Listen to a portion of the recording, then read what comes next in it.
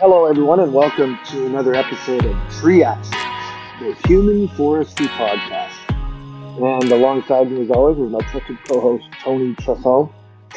And joining us today from somewhere in Pennsylvania, is Eva Monheim. Welcome to the show, Eva. Thank you. How are you guys doing today? Internet glitches aside, we're doing well. Yeah. Well, are you enjoying the cold weather? Oh, let Dwayne tell you about the cold weather. Yeah, because I'm in Alberta, Canada, and we're on our third day about minus 50. And Fahrenheit and Celsius merge at 40. They're the same temperature, so we're below minus 40. Although today it's supposed to go up to, I think, minus 18 Celsius. And I just let the dog out and I noticed we're already at 35. It's a heat wave. So it's warming up.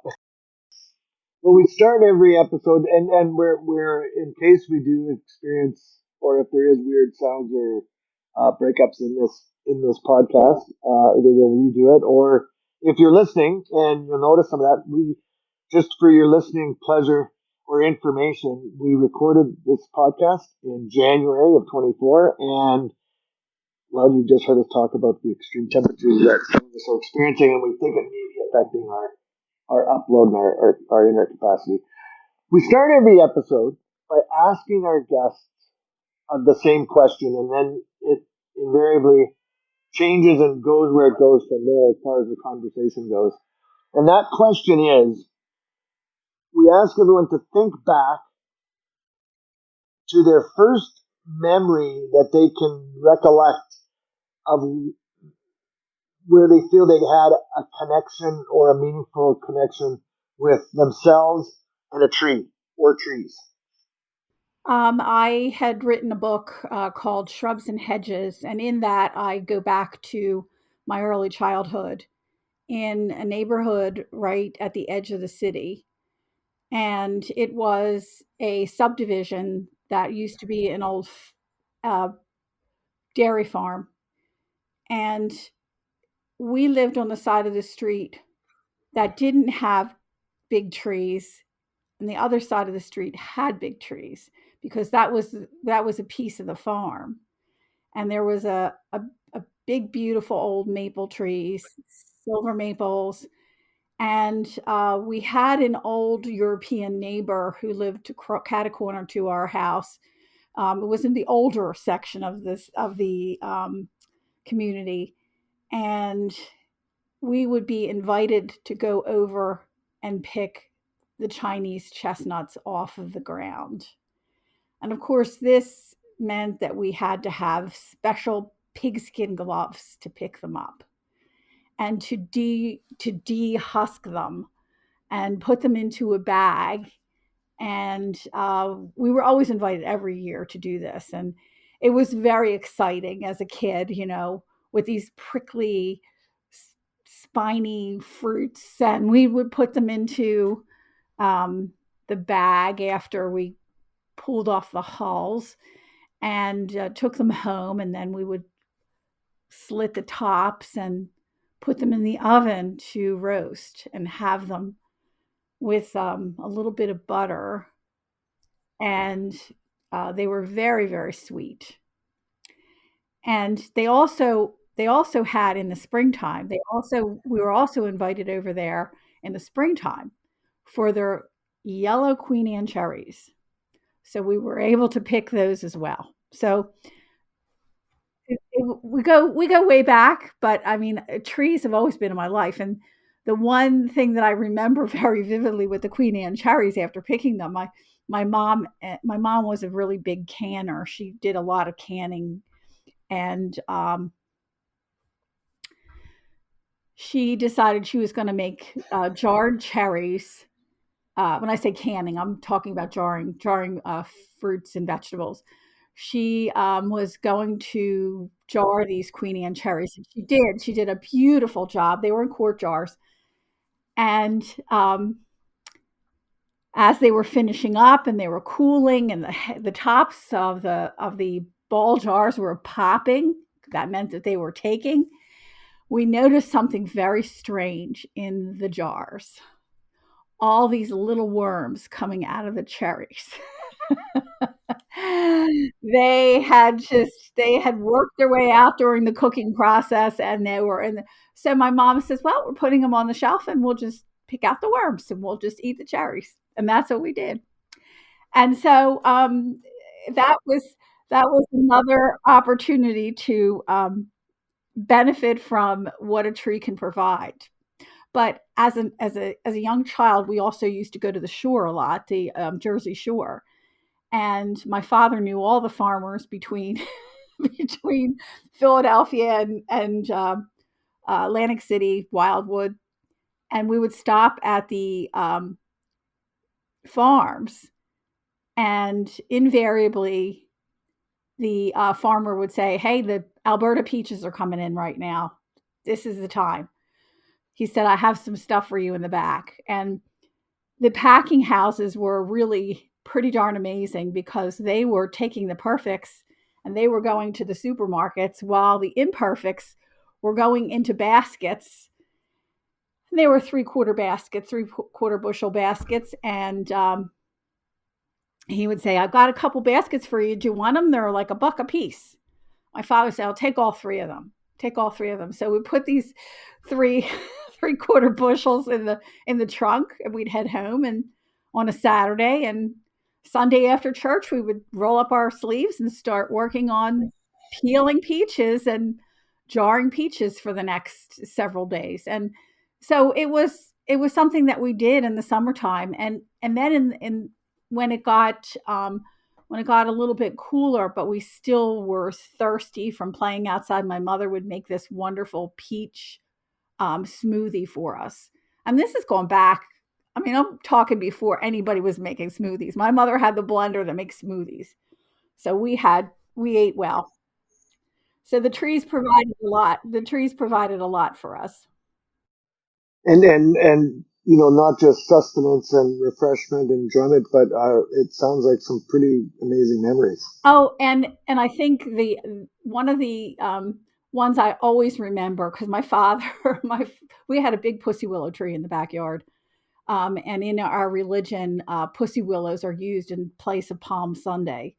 In Eastern Europe, that's what they would use. They would use the first thing that would come into bloom, and that was the pussy willow. So uh, we had to know exactly when to pick them because uh, the people who had pussy willow trees, and most people did, you had to make sure you cut them properly and bundle them properly to take them to church so that they could be blessed.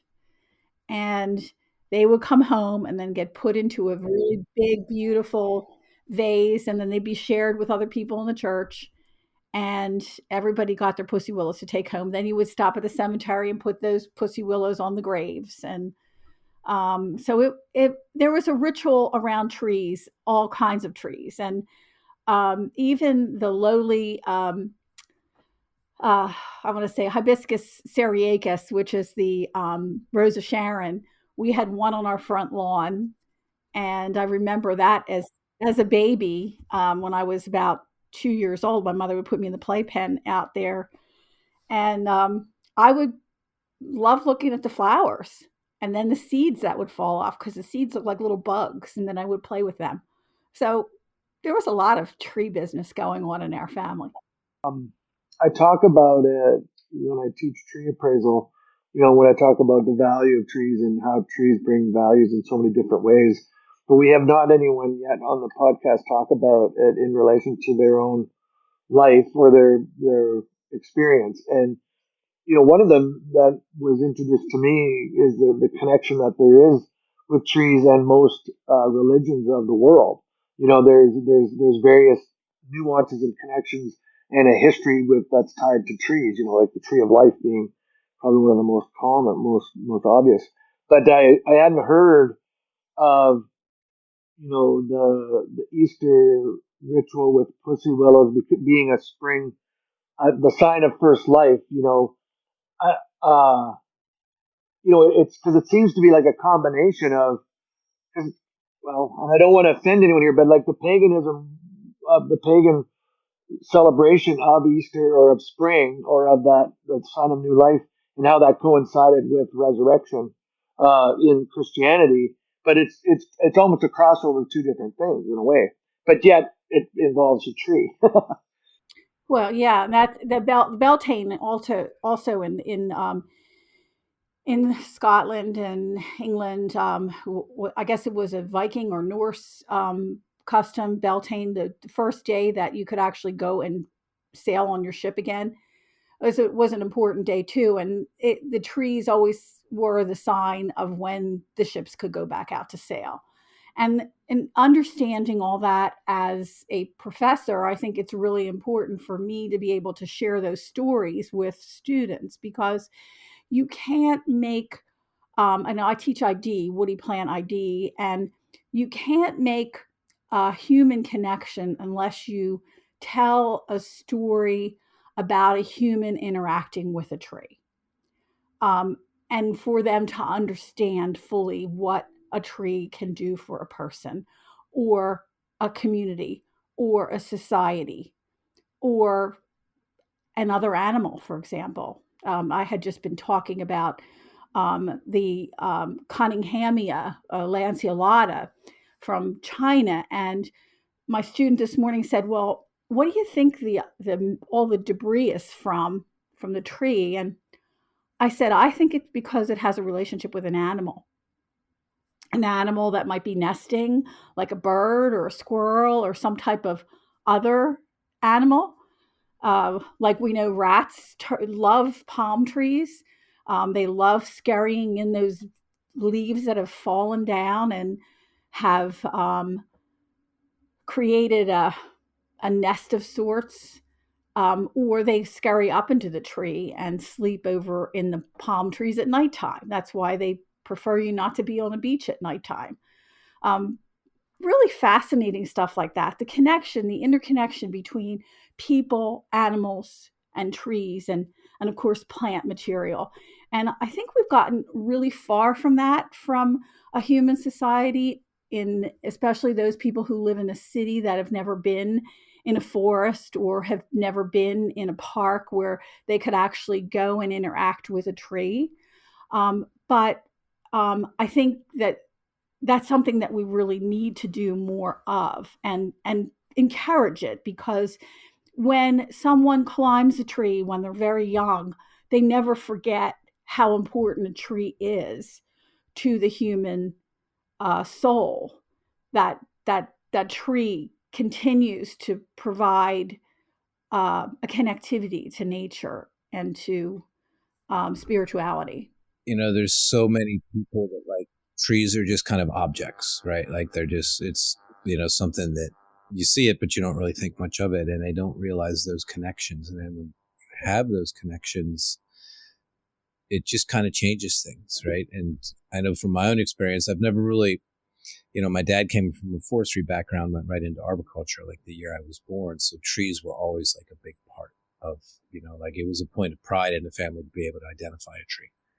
And I didn't realize how weird that was until, I got a little older and I go around and like, what, you don't know that's a red oak tree? Like, how could you not know that?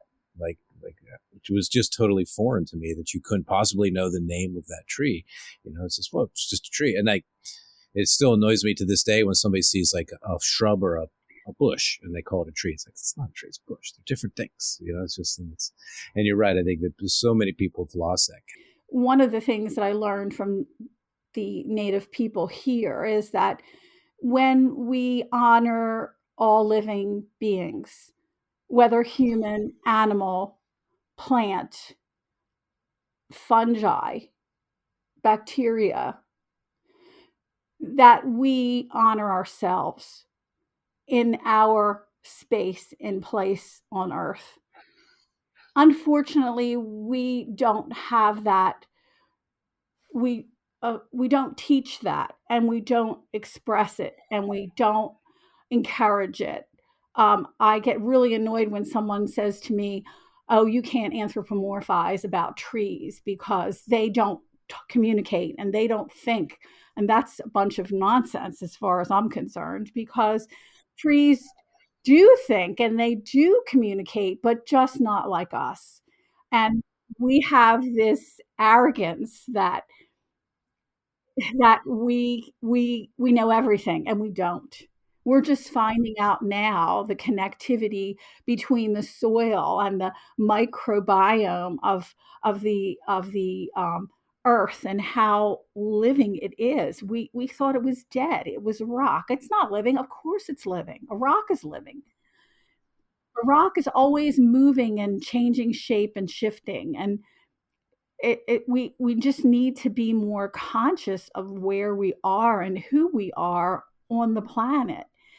And we go to the moon to see if we could discover something else when we haven't even discovered probably 50% of what's on the earth.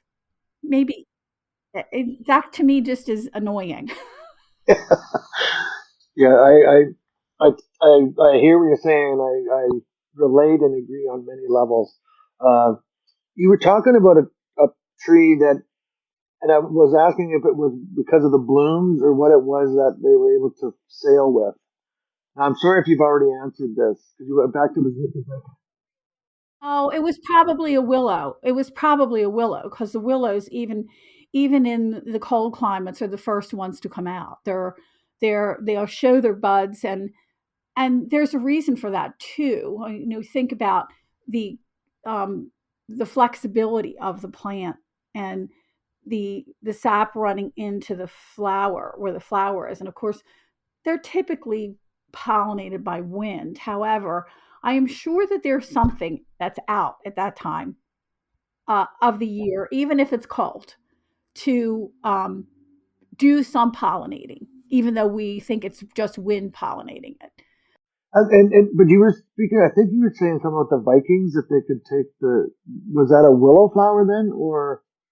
It would be probably a willow because it's the first tree that blooms, and of course it's always like they use the calendars a lot. So what they would be looking at the astrological positioning. They'd be looking at how the lighting is coming up, and they would expect to see certain things. Like I expect to see certain um, signs at a certain time of the year, like when my willow last year was blooming in December, I knew there was a problem. I had to go out and cut them. I mean, it was ridiculous. And that to me, like that's a sign that something's dreadfully wrong or dreadfully mixed up, you know? I know that then when I spent some time in Norway and they have and it's a Viking thing, Norse thing where it has to do with ash trees being planted on your home yard as well, and that's another tree tradition that I think has superstition and tradition tied up in it. Does it not? Are you aware of that one? No, I'm not aware of that one, but that wouldn't surprise me in the least bit because there are different communities that commune with certain trees, and in Eastern Europe, it was definitely the willow. That's for sure. That's where my ancestors came from. So we learned everything about a willow, including how to weave baskets. I mean, that was was something my grandfather. He was a master weaver of baskets. Interesting. You mentioned something about the solar system or stars, and that they track that along with the calendar. Um, it just got me thinking. I wonder how much, like that's something that I mean, of course, we know our zodiac signs and we know our horoscopes and this type of thing, but how much is that utilized in the realm or thought given to the cycle of trees and how trees are reacting? I just challenging myself here. Even I don't think that I think of that. Yeah, and it's a big part of it, isn't it? 100%. 100%. Yeah, because the old farmers, and of course my whole family were all farmers, and they would look at trees according to the time of year. They would look for certain signs. This is what you're going to see at this time of year, and this is what you're going to see at that time of year. And if it didn't happen, then they could say, okay, well, um, we have followed the old calendar. In other words, we follow the Julian calendar, the Roman calendar, not the Gregorian calendar. And the Roman calendar helped us to understand certain times that the religions would be crossing over their common time period that they would celebrate. So, in other words, we always followed the Julian calendar, and that calendar had the Christian calendar laid over it, and it also had the Judaistic calendar. So we could not have our holiday without the Jewish calendar. So if we can't celebrate before Passover, because that would make no sense whatsoever. If you really believed in Christ's life, you would follow the Judaistic calendar because he was Jewish. So that having an Easter holiday before Passover doesn't make any sense. So you would determine the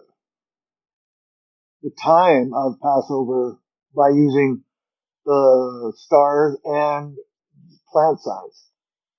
The calendar. There was actually a written calendar, and our calendar was in another language, so that we knew that, okay, so this is this calendar, and the calendars were very detailed. They had all the full moon cycles on them. They had the saints' names on them, so you know which saint at what time of the year. So if you really study the calendar, you knew exactly when you could plant your potatoes, and when you could plant your beans, and when you would plant your tomatoes, and so on and so forth. When they came to the New World, they were planting tomatoes. Most in Europe, it was beans and cabbage. Yeah, I remember the almanac. It makes me think of the almanac, like the farmer's almanac, particularly. That where I grew up in a rural area in southern Saskatchewan, and farming was, part of. I grew up in a farming community on a farm, and the farmer's almanac was always something referred to in conjunction with normal or modern weather, I suppose. And calendars have kind of gone the way of, they're not as common anymore with digital technology. And I remember calendars always would have like a lot of these things you're talking about, but particularly the lunar cycles were always on calendars. And we see, is it fair to say that even that in the digital age has been lost to some degree? Oh yeah, absolutely. Well, we look at our horoscopes, but we don't understand. I actually used to do astrology, did a lot of astrology work, and charted people's astrological charts and moons and what have you. But the fact of the matter is that getting away from something that was so ancient, um, it was like, well, what do they know? They're ancient. Like they've been here longer than us. I mean, they had to know something. It's like the tree. The tree knows something more than we do. And the idea of I was listening on the radio today about someone cutting down a tree and looking at the tree rings to tell us about history. And if we did that when a tree came down on its own and we looked at its history, we could tell a lot about it, and we could tell a lot about the weather, and about whether we had a drought or whether we had an exuberant amount of rain, or in the West, where in Canada, where the salmon run, you could actually see the pink veins in the trees rings from when the salmon were brought up by the bears and put underneath the trees and saturated the ground with its fat and juice. I mean, that's all part in the tree. So trees are trees are calendars. Yeah, no, you're right. They are a form of calendar, yeah. And um, when you were talking about an old tree being able to tell us that history, the part of it that's interesting to me, and I don't know why this has popped into my head, but as a tree ages, often it'll decay or the inside, the oldest history will be, gone to decay. And I wonder if there's any kind of a lesson in that at all. Oh, sure, there's a lesson in it. And the lesson is that we're not supposed to know the history because it was that bad. Or the disease got in there. So we're not supposed to know that. I mean, it's just like there's certain things that we don't know because we're not supposed to know it yet. And yet, when we come across, like, it takes a long time for discovery to happen. It has to come over a long period of time with a lot of people working on something. And once you've reached that critical mass of thought, then you can be accepting of that. If you're not ready for it, then you're not going to have it. Yeah, that makes sense. That makes sense. Once discovery takes a long time to happen.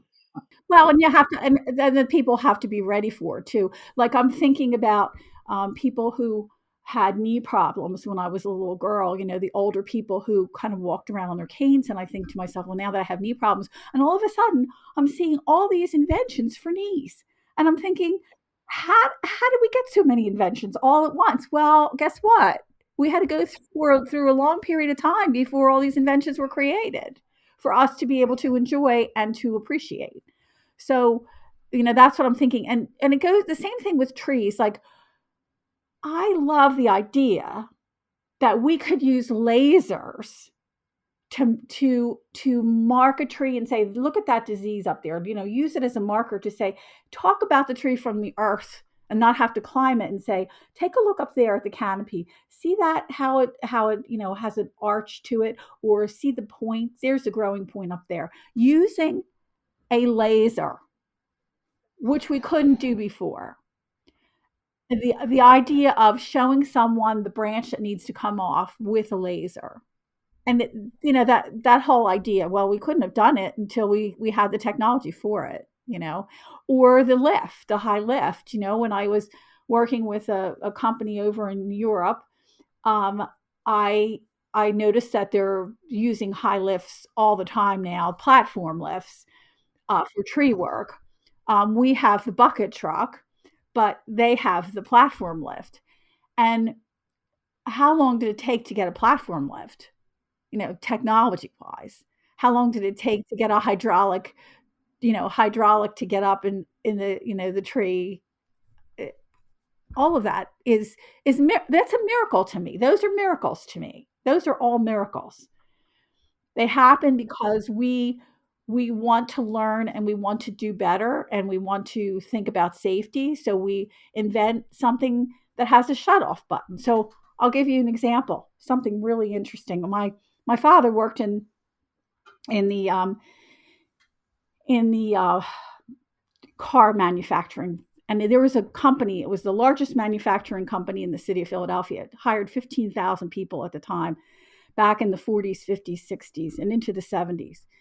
And when we would drive to go pick him up or to drop him off at work, not very often, but when we did, there was a sign out front of the company, and it said, "We only lost 2 men this week."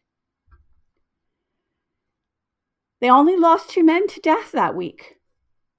And my father was a millwright, so he knew every piece of equipment in the company. He knew every piece of machinery. He could take it apart and put it together.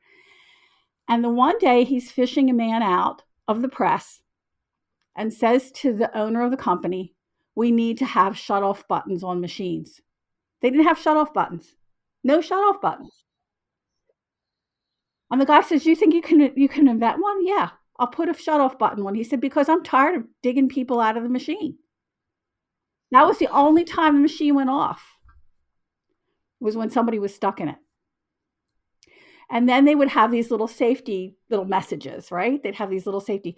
The kids that were, that had their parents work there, they would ask them to do safety messages. So we would come up with a safety little slogan, and we would get a $25 savings bond if our slogan was selected for safety. So, I would tell my arboriculture students these stories. They were like, "What?" Having earplugs. My father always put cotton in his ears until they invented earplugs for goodness sakes. You know, he was really sensitive to noise because his eardrums were blown out at a very young age. Putting that cotton in his ears helped him, until they were able to have muffs on their ears or goggles. And I went to work with this company overseas, and I said, well, they're part of the American government. They work with the American government. I said, how come you're not using OSHA standards? Oh, well, we didn't have to because we're here in Europe. And I said, and your number one injury, well, you tell us what our number one injury is. And I said, eyes. And they go, how'd you know? I said, I know this from a kid. Eyes, number one injury, right? You should be wearing safety glasses. Oh, we have had safety glasses since the 70s or even earlier. That's when OSHA came in. They had not been using safety glasses to do their tree work or their shrub work or their anything horticulturally related. I was like, what planet are you living on? Safety, So we have safety for a very good reason when we talk about all the safety that ISA and all the different organizations talk about when it comes to tree climbing. It's because of all the injuries and the people who died before us. And yet we forget about that. We forget about it. Well, I've heard it.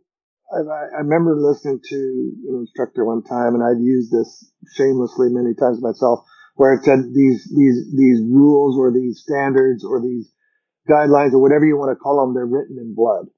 That's the reason it got put in place, because enough people got either seriously injured or worse, and that this is what the response was to avoid that from happening. So don't look at them as they didn't make this up to make your life miserable. They made these came into being because real things were happening, and so it was a solution. And if it could happen to them, it sure as heck could happen to you. I think that's the thing to remember. We always think we're so different or special. That whole concept of it won't happen to us is just, that's deadly. Well, I think you're right about that. And as instructors, as climbing instructors, the two of you, how important that is to our industry.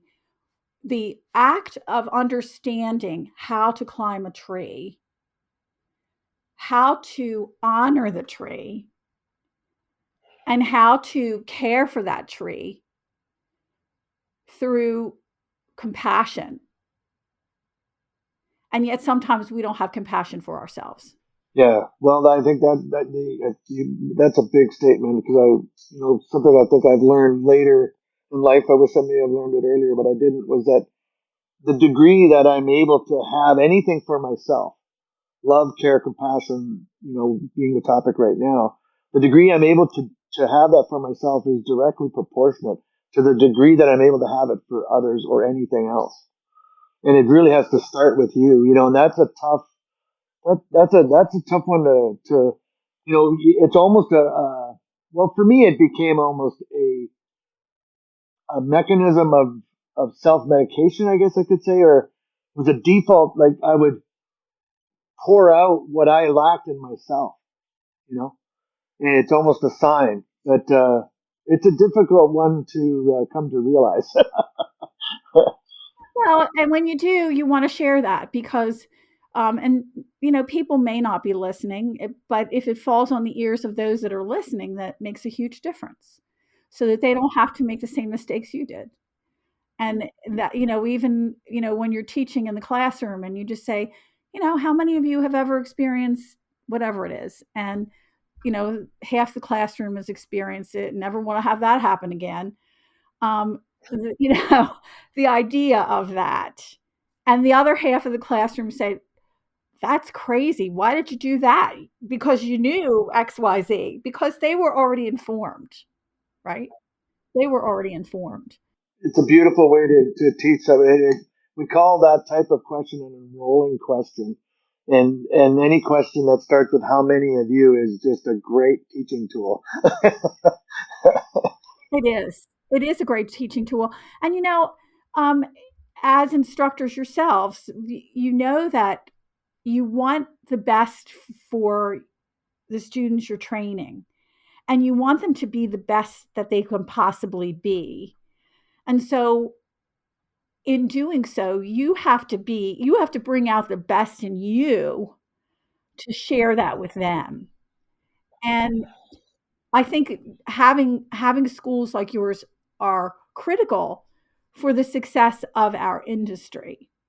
Whether we're looking at safety or whether we're looking at, rigging, how you're going to be rigging the tree, um, what kind of tools are you going to be using? I mean, years ago, I would never, I would, I still, I don't like to go near a chainsaw. I just don't. Even though I can train you on how to use a chainsaw, I don't like chainsaws.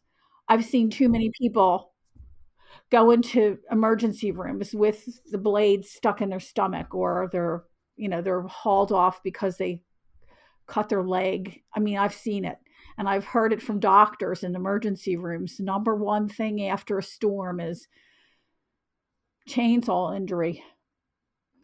There's a good example. Yeah, it's a big one.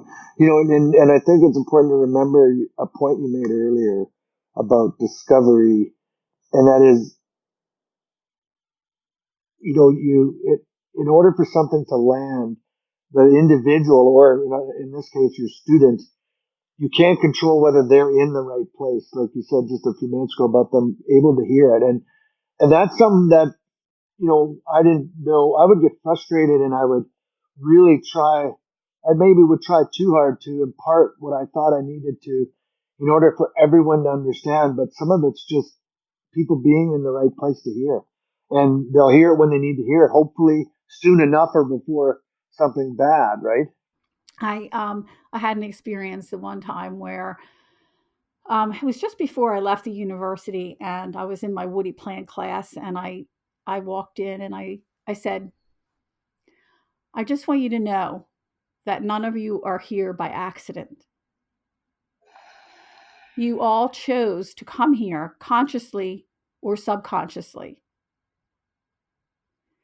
And whether you are conscious at the moment or whether you're subconscious at the moment, hopefully at some point you will get to the point of consciousness that you hear what I have to say about the living beings that we're working with. And native populations will call them kin, like a kinship. And I remember Robin Kimmerer, who wrote Braiding Sweetgrass, said to our organization, she said, a tree is akin to us. It's not an it, it's not a thing. It's a living, breathing life form. And when you treat it as such, it will respond in such. And when I talked to my class that day, I can't tell you how many students, and this was a new approach for me. When I got done class, I had so many students come up to me and say, I just love what you said. I heard you. And that to me was more powerful than anything that I could hear as a teacher or as an instructor or as a professor. To have my students come up to me and say, I heard you. I'm conscious. Yeah, it is a. So what gave you the encouragement or the bravery to venture into that way of introducing your class? I do a lot of meditation, and I understand that there's a lot of unconsciousness out there. And I also understand that a lot of my students don't have anything. Some of them didn't even have food.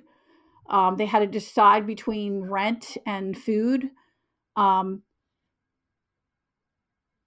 and let them know that their sacrifice is worth their sacrifice. That I'm not just standing there and BSing them, that I'm there to help them and to support them and to encourage them and to let them know that this is just a temporary state. We have a saying that we often use with our training group, that people don't care what you know until they know that you care. That's very true. That's very true. That's what you're talking about, and it's something we teach.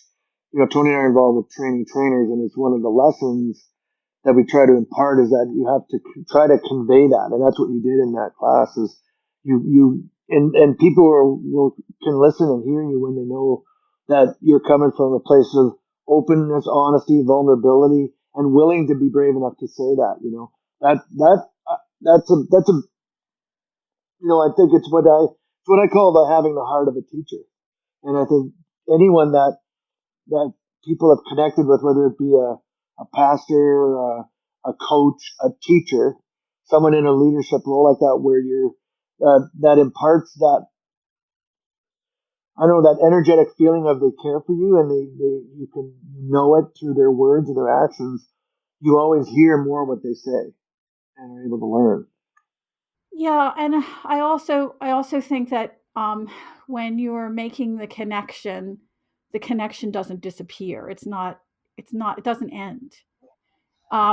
Like I'm on a time continuum in their life, and I'm at a point in their life that they meet me and they have me and they move on. But um, I have to say that I stay connected with a lot of my students only because I feel like now they're my colleagues. So how do you how do you say that you don't want to speak with your colleagues now that they've graduated university, right?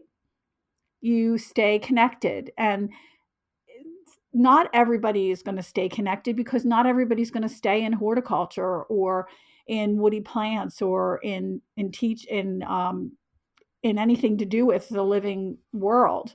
They may go on, and I had one student who was, I mean, he was so brilliant. He just blew my mind.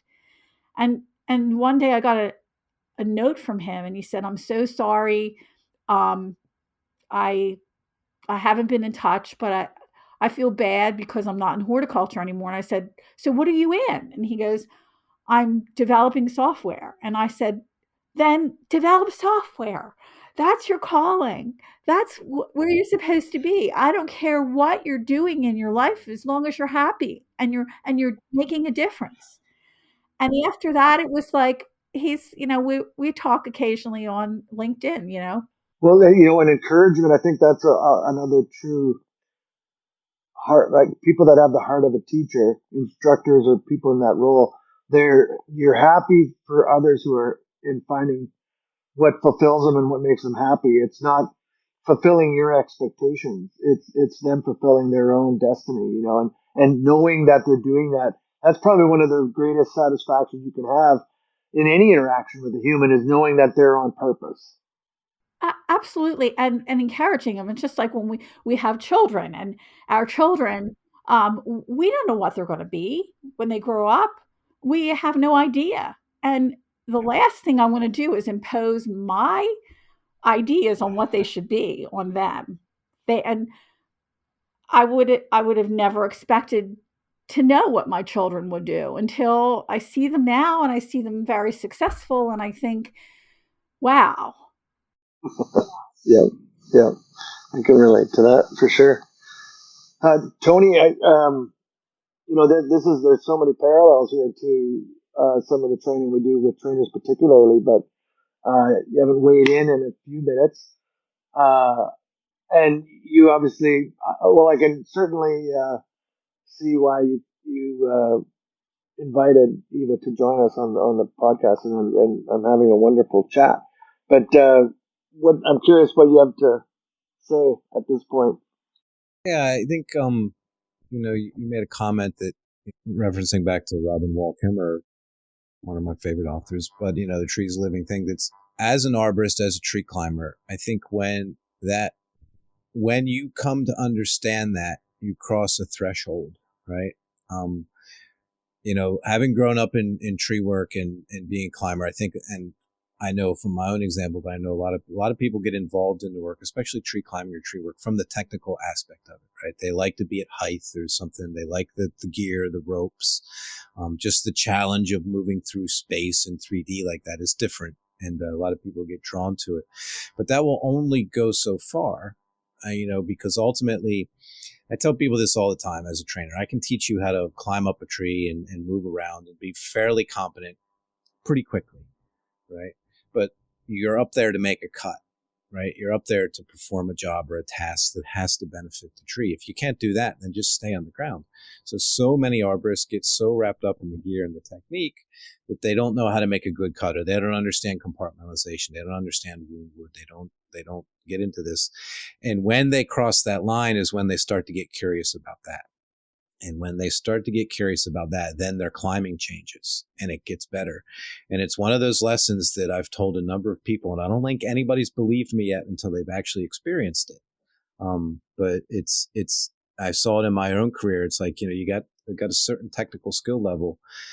And then, I'm obviously at the top of my game. I'm a bag of chips and everything. And then I started thinking about the tree a little bit. Well, shit, I don't know anything about this tree I'm climbing. So I started learning about that. And then I started to understand, now I have to have the technical skill to go all the way out there to the very end, because that's where the work has to be. And it's one of those things. It's the old, like, people pruning trees. Well, how do you know what to take out? It's like, it doesn't matter what I take out. It matters what I leave behind. And those are litmus tests, I think, for, I guess, sort of a calendar of growth. I also think too that when I like the term tree surgeon, because it connects us to humans. In other words, the tree to humans, and that you wouldn't go to a bad surgeon. You want to go to the best surgeon. So why would I pick someone who's a bad surgeon for my tree? I want to pick the best surgeon for my tree, because guess what? It took longer for that tree to grow than 2 lifetimes. And I want to make sure that whoever's touching it knows what the heck they're doing. And they're the best. Yeah, but it was one of Dr. Shigo would make little memes, and especially later on when he was retired, he'd do a lot of things with Adobe art, like, clip arts and just rough drawn cartoons. And one is, who would go to a doctor that didn't understand biology? Why would you hire an arborist that doesn't? It's exactly what you're saying. I just heard his voice in my head as you were saying that. And that was one of the reasons for, the publishing of his books, was to help everyone understand tree biology and modern arboriculture, right? And bringing that to light. He spent he really lamented, bringing the whole concept of pruning up. He spent a lot of years wondering if he should, because as he was doing his research, he realized, and all he was just studying is what introduces decay in trees for the Forest Service. I mean, of course, that's pretty vital to lumber industry, and he noticed this correlation between damage and injuries at branch and trunk junctions, and driving around realizing, wait a minute, the way we're pruning trees is, I think, actually making it worse. And he spent a long time getting his data together before he was brave enough to ever speak or write an article about it. And, thankfully, eventually he did, because it made such a powerful change. But he realized we didn't understand the biology that was actually happening to what we were doing. Sharp saws isn't the only thing you need. You need to know where to make the cut. Yeah. Something that Tony said, what's left. You think about a human body, and what are you taking off? What's left? What's left, right? You think of it that way, and you say, "Oh my God, I better really be careful how I do something. I better really be mindful." Or someone who is in a war zone and they lose both their legs. Oh my God, that's awful. It's awful. It wouldn't be a surgeon's choice to take them off. And you think about all those things. And I actually was trained before Shigo, so I go pre-Shigo. And I used to say to my professors at the university, I'd say, "You're saying that the canopy is the same, is mirrored down below. That doesn't make any sense." And they would look at me and I go, "Yes, it does. Yes, it does." I go, "Well, what about the roots that are out here?" And they would say, "Oh, those are nothing." And I was like, wait a second. I knew in my heart that there was something not right, but you really couldn't talk to the people who knew everything. So I make sure that I don't know everything or I'll say that I don't know something because I don't know it. Not because I want to just follow in the footsteps of, somebody else and say, yes, this is how it is. But how many flush cuts I made. And I feel so bad looking back at those trees, although they did survive. But Well, it was always Shigo's probably one of his most favorite things was when someone asked a question that he didn't know. That was he would just love that because that's how, he liked to be stimulated in that way like anyone else. And I think we all do, and then what a great thing. And sometimes, that it gets back to this concept of being brave enough, like you were in that class that morning to introduce it the way you did, because that's a big thing. And I think it's one of the things that separates those that have a true heart of a teacher is they have the ability and comfortability to confidently say, I don't know, you know, like comfortably and confidently say, you know what, I don't know. That's a good question, and pursue an answer or truth in it. And sometimes I've experienced, I don't know, maybe you have too, where just a pat answer because that's the way it always was and that's what it says isn't always necessarily the answer or even a right answer. And that takes a lot of strength as an instructor or someone in leadership to be able to do that, I think. yeah, and you also want to be truthful to your students that look, this has not all been worked out to perfection. There's a lot of imperfections in what we do. And that, when you prune a tree, this is what we know now. This is the best information that we know now. It's just like with all the things that are happening medically, all of a sudden we're seeing so many medical feats that are happening. And it's because they're on the shoulders of all those hundreds and hundreds and hundreds of people that came before them that didn't have success with what they were doing. And that to me is very telling. It's humbling. Let's put it that way. It's humbling. And that's a good word. Humility and humbleness is a trait that um, I think can be cultivated and nurtured, and it's something that I think most definitely is mentored. If you're surrounding yourself with the right people, I think it's a trait that I don't know if it comes naturally to a certain degree, but it certainly can be um, cultivated. Well, and I'm gonna use this as an example. Tony and I used to teach the same classes at Longwood Gardens, and I was fortunate when I first started at Longwood Gardens to teach. Back in 2009, it was 2007 when we did the review and we decided to put arboriculture into the program. And 2009, I came on and I was working with the arborists on staff, and the students were learning from I was using ISA standards, so I went through all the standard information and I would give them all the different stuff that I knew. And they would come back and they'd say, well, we had our lab, and this is before Tony. We had our lab. We hung a lot of Christmas lights. that that's what they were doing because the arborists didn't have time to do arborist things before the holiday because Longwood Gardens is known for their light Right? displays. And it was just too much for them. They could not get everything done. So when they had the extra hands and the students came for their labs, um, they wound up working on Christmas lights the whole time and making sure that they come down properly afterwards and after Christmas. So when they finally said we really can't teach this well because we just don't have the time, that's when they brought Tony on. And there was a huge difference after Tony came on because they were actually climbing and they would be doing their knots in class. They'd be practicing before or like on the break. This is how you do this one and this one and this one. And I just thought it was really nice to see because they had an instructor that was dedicated to them rather than a group of arborists that had things that they had to get done and they were just doing things that had to get done. So Christmas lights were the thing.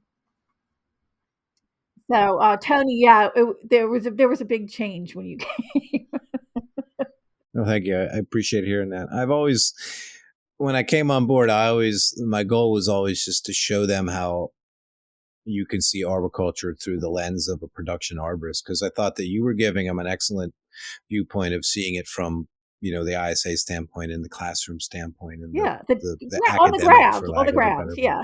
right? And how it was, which is it's a valuable part, but and what I realized they weren't really getting is that they weren't seeing the viewpoint of somebody that just grabs a chainsaw and works on trees. So I've always tried to give them that. And they were also, when I got involved in the program, they were extremely academic heavy. And a lot of very, very because it was still an accredited program, and you could go through the program and go through Temple or University of Delaware and get an associate's in It horticulture. still is accredited, by the way. They had so much academic stuff. I'm like, you know what? We're just going to go outside and we're going to talk about running chainsaws and climbing trees and pruning. And we would just wander the campus and just do random acts of pruning. We still do it to this day. It's a lot of fun. And it's always been, I love teaching that class. Yeah, and I think it's really important to hear from a person who has as much experience as you do as a teacher too, to get up into the trees and to actually see what you can't see from the ground. And unfortunately, I have a height issue, so I can't. I can get up and look out a balcony, but I really have to be careful how I'm looking. But the idea of teaching on the ground and learning how to prune from the ground is quite different than being up in the tree. Yes, I know. I mean, the concept of the tool and the cut and where to make the cut is the same, but your positioning and the consequences of making cutting the wrong thing are a little greater, especially if it's your rope. Yeah, and it's no longer boots on the ground; it's boots up in the air.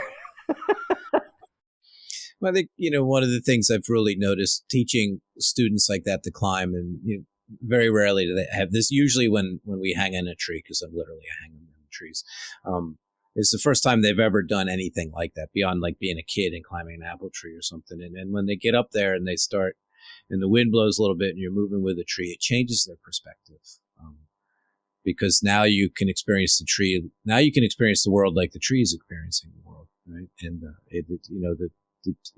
even we climb a lot of different trees. Very fortunate at Longwood, we can climb some awesome trees. I've put them up in the Blue Atlas cedars over there, and these trees are 120 years old, 50 inches DBH, and they're just awesome trees. And when the students get up into them, I think that they can really, truly, whether they turn to arboriculture or whatever they do in horticulture, they can really start to understand the tree from a tree's perspective. And I love doing that. It's absolutely awesome because. And they won't forget it ever. It's like the peaches and jarring the peaches, and picking the peaches or picking the baskets up. And that you never forget that. You never forget the actual tactile experience because it's ingrained in your physical as well as your mental and your emotional end of things. We had a guest on just previous that talked about about the what you're talking about in relation to growth rings, and you're part of the growth ring.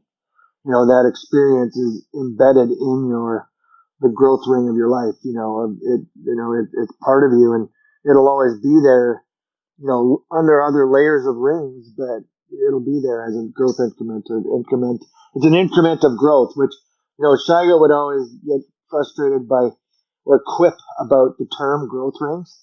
Because he said if you cut the tree vertically, then we must be calling those stripes if they're rings when we look at it this way. Because he said they really represent an increment of growth. So he would. It was a bit of a pet peeve, and he'd mostly make jokes about it. But it was always an interesting thought, because he says, "Why don't we ever call them stripes?" It makes sense. Oh, you got me thinking about a cute story when I was at the university. It was the first women's school of horticulture, and then Temple took over, and there used to be a lot of little cottages on the campus and a lot of big old trees, and They were involved in some of the first plants that were collected, like Hemamelis vernalis and Pinus densiflora, um, umbriculifera, those kind of things that were on campus in the collections. And we had this really big red oak that hung over where the landscape architect students used to be. And we'd always walk by it. It was, like I said, a red oak, and it started to decline on the west side, which was the wind side, right? And the heaviest part was hanging over the building that was healthy. So we were talking the one day. I was talking with the director of the Arboretum, and I said to her, I said, this tree does not look good. And I said, and I really think from a standpoint of this tree and the building, I think we really need to think about the student safety inside the building. She said, well, you know what we can do? We can use it as a fundraiser. If we take it down, we'll have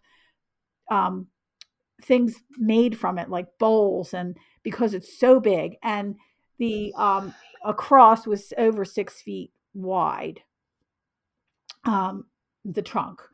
And so everybody thought that it must be a couple hundred years old, right?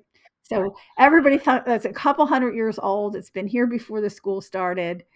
And it sat at the top of this hill where there was supposedly a little cabin at one time, or a little cottage.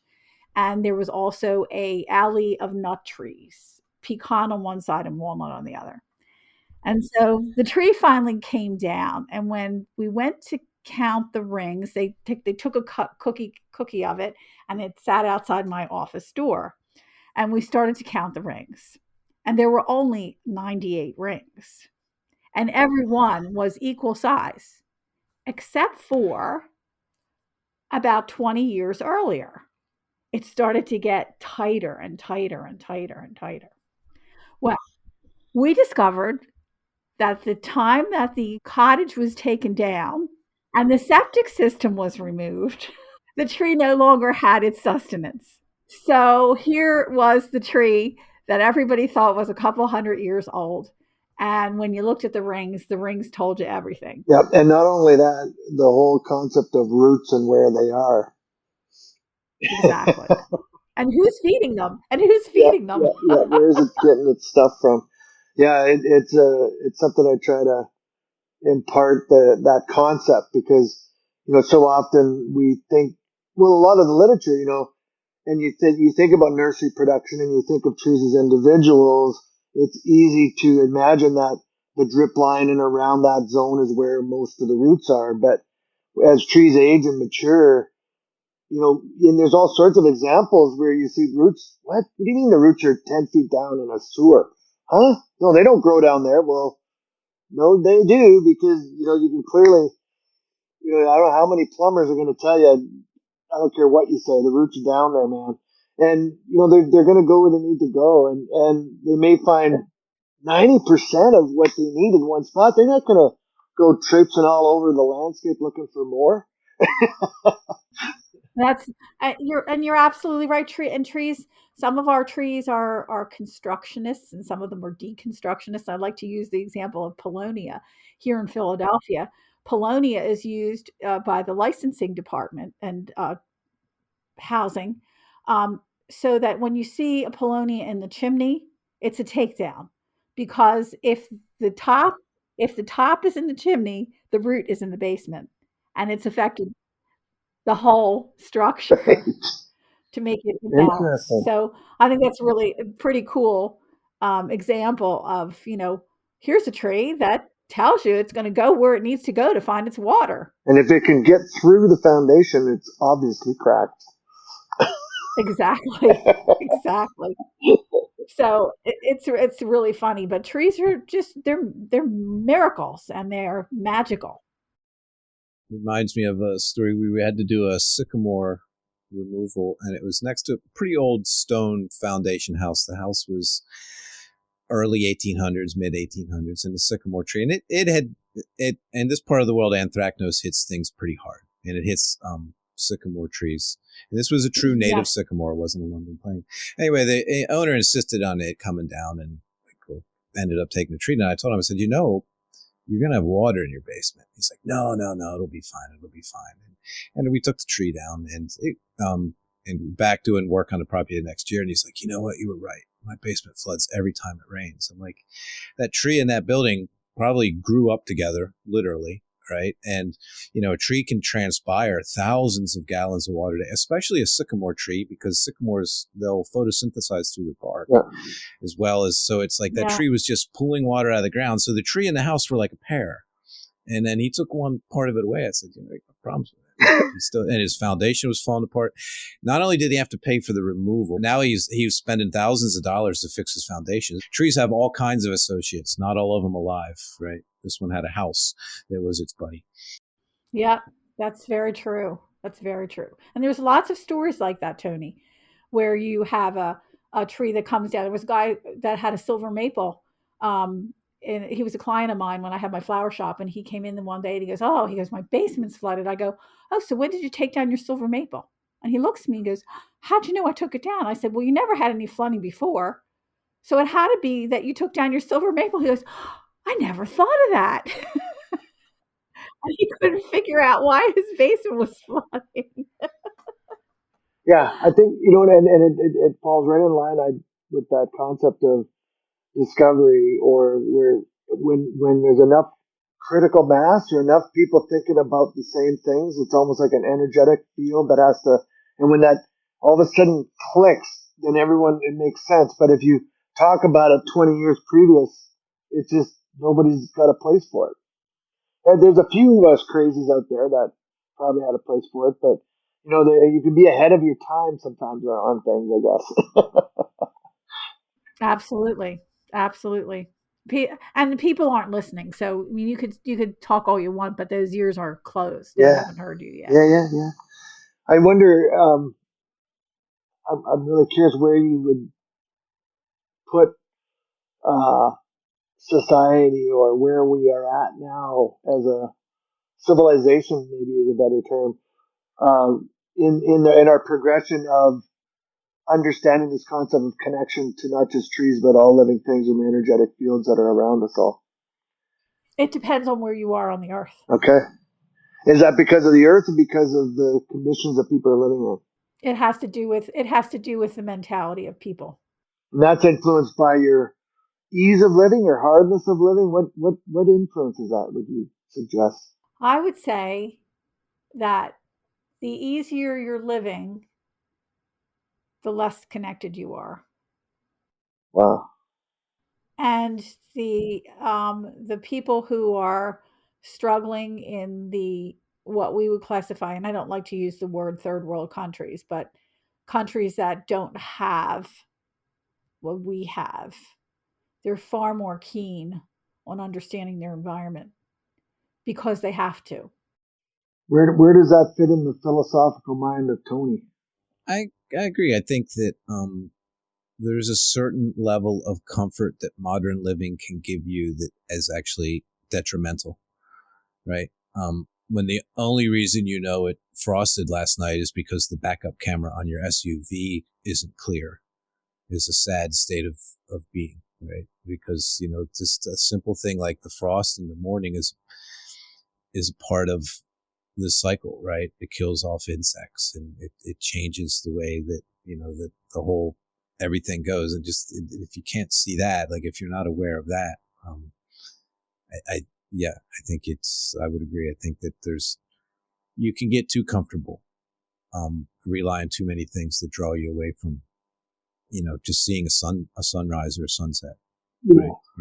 Yeah, sure. It makes a pretty picture on your inspirational poster on your office wall. But when was the last time you saw one? When was the last time you stood next to a tree and heard it rubbing against another tree and it's squeaking? Yeah, and not only saw it, Tony, but felt it. The rays, like especially, before we started this podcast, we're talking about temperature, and I think it may even be in the podcast, but it's been really cold here, and wow, we have a dog, so we got to get out And I'm glad for that because it's exposed me to more of those elements you're talking about. But like a sunrise at -50 or being out when the sun's starting to come up, you really feel that solar energy quickly on your face or skin. I mean, you feel it at any time, but let me tell you, when it's -50 and you're walking out in the snow and the sound of the snow, the smell in the air, like when you get below -40, those of you that have experienced it would know this, but it gets really quiet. Oh, it's very You know, quiet. speaking of meditation, right? Like it's very meditative, I find, and you just can stop. And the birds, it's too cold; they don't want to fly around. They're sitting there. You might see the odd one. They're sitting puffed up, just sitting, chilling. And I have to say this, Dwayne, looking at you with your short sleeve t-shirt and your bamboo behind you, I would never expect that you were in a cold climate. And I sit here with a alpaca sweater on, with my heat turned down, and Yeah, and I know that it's cold, and I do that on purpose because I want to feel what it feels like. I don't want to be so, you know, um, heated up because right. I keep it much cooler in my house. So, but my plants still survive. My Yeah. plants still survive. And I have a palm tree too, but they can take it.